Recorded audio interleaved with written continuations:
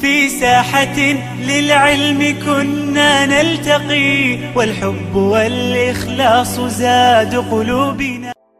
You know, people say, this guy worships his wife. Have you ever heard that statement? This guy worships his wife. I see a lot of brothers saying yes, you know.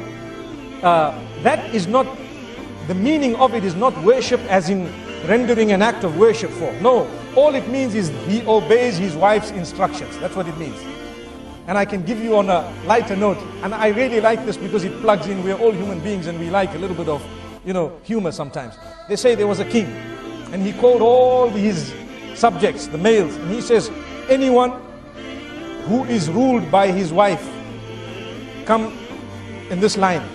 And whoever rules his wife, where, you know, the instructions are not obeyed, so to speak, or they come from you as a man, then you stand in this line. So the whole community stood in the wrong line. Allahu Akbar.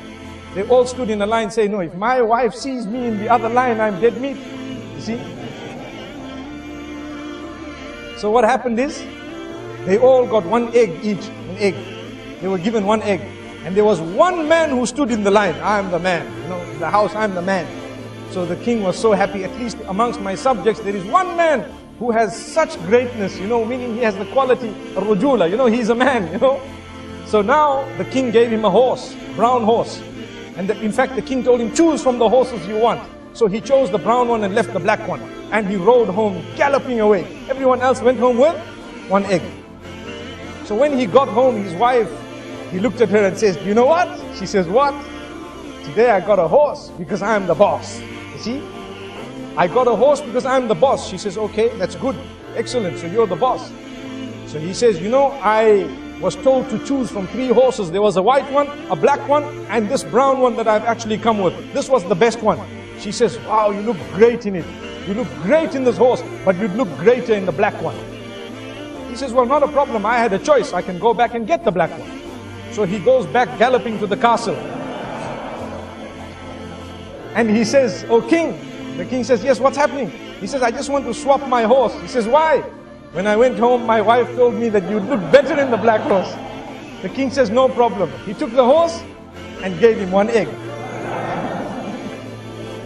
Allahu Akbar. So, the moral of this story is obedience. We're talking of obedience. People say you worship someone when you obey them. You know, people say this man worships his wife because he obeys. Wallahi, we don't even understand that the example of Allah is higher. We can never ever equate Allah with any human being. But we need to know that ibadah of Allah subhanahu wa ta'ala is also connected to obeying His instructions. And Allah will not tell you to do something that is detrimental for you. He won't.